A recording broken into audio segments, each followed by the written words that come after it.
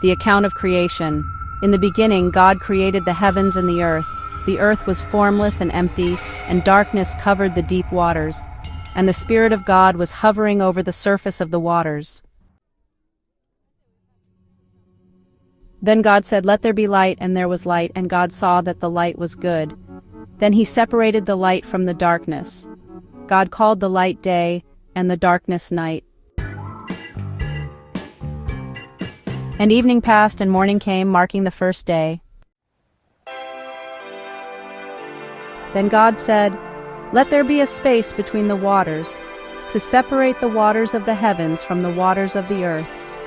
And that is what happened. God made this space to separate the waters of the earth from the waters of the heavens. God called the space sky. And evening passed and morning came, marking the second day. Then God said, "Let the waters beneath the sky flow together into one place so dry ground may appear." And that is what happened. God called the dry ground land and the waters seas, and God saw that it was good. Then God said, "Let the land sprout with vegetation, every sort of seed-bearing plant and trees that grow seed-bearing fruit. These seeds will then produce the kinds of plants and trees from which they came." And that is what happened. The land produced vegetation, all sorts of seed-bearing plants and trees with seed-bearing fruit. Their seeds produced plants and trees of the same kind, and God saw that it was good. And evening passed and morning came, marking the third day.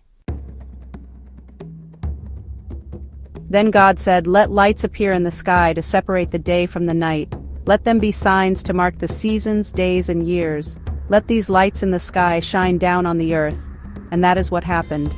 God made two great lights, the larger one to govern the day, and the smaller one to govern the night. He also made the stars. God set these lights in the sky to light the earth, to govern the day and night, and to separate the light from the darkness. And God saw that it was good. And evening passed and morning came, marking the fourth day. Then God said, "Let the waters swarm with fish and other life. Let the skies be filled with birds of every kind." So God created great sea creatures and every living thing that scurries and swarms in the water, and every sort of bird, each producing offspring of the same kind. And God saw that it was good. Then God blessed them, saying, "Be fruitful and multiply. Let the fish fill the seas, and let the birds multiply on the earth." And evening passed and morning came, marking the fifth day. Then God said, "Let the earth produce every sort of animal, each producing offspring of the same kind, livestock, small animals that scurry along the ground, and wild animals." And that is what happened. God made all sorts of wild animals, livestock, and small animals, each able to produce offspring of the same kind. And God saw that it was good. Then God said, "Let us make human beings in our image, to be like us. They will reign over the fish in the sea, the birds in the sky, the livestock, all the wild animals on the earth, and the small animals that scurry along the ground." So God created human beings in his own image. In the image of God he created them. Male and female he created them.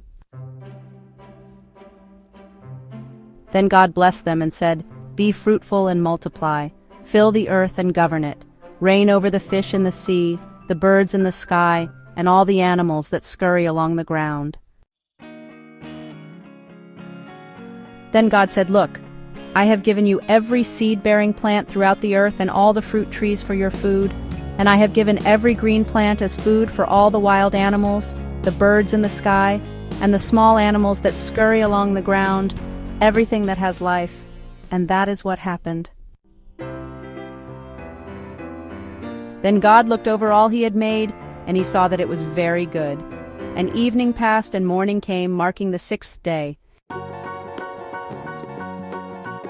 So the creation of the heavens and the earth and everything in them was completed. On the seventh day God had finished his work of creation, so he rested from all his work. And God blessed the seventh day and declared it holy, because it was the day when he rested from all his work of creation. This is the account of the creation of the heavens and the earth.